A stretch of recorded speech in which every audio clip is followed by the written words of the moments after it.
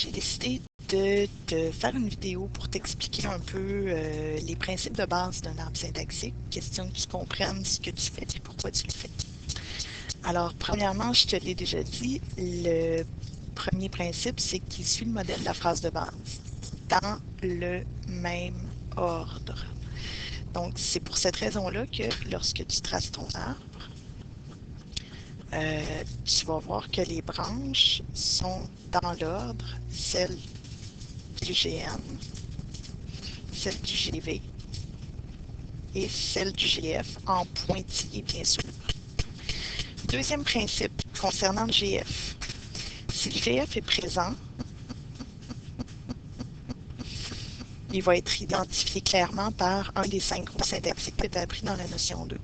Ça va donc être soit un GN, soit un GPrep, soit un GADV. Puis on va voir plus tard qu'il serait possible aussi que ce soit une phrase. S'il est absent, tu l'indiques tout simplement de la façon suivante. Ton GF en dessous, ensemble vide. Oh, quelqu'un appelle une collègue. Finalement, on a vu dans les autres vidéos, puis on a vu en classe aussi, que lorsque j'écris ma phrase, chaque mot de cette phrase-là est relié à un groupe auquel il est possible qu'il soit relié. Si j'ai un nom, c'est clair qu'il sera plus relié à un GV. Ça, ce serait impossible. Par contre, mon nom pourrait être relié à un GN.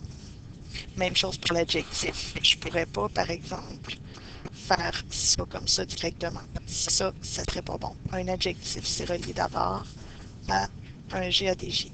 Donc, ça, c'est une façon de vérifier dans ton examen si tu as compris les principes. Finalement, ça, je suis bien fatigante, je te l'ai déjà dit, tu ne peux pas faire en sorte que les branches d'un arbre syntaxique se croisent. C'est pour cette raison-là que lorsque tu analyses les constituants de la phrase, je te demande de replacer en ordre, comme au principe numéro 1. Principe 1 que tu as vu un peu plus haut sur cette page-ci, c'est-à-dire ici. Alors voilà, j'espère que tu comprends un petit peu mieux maintenant. Bye!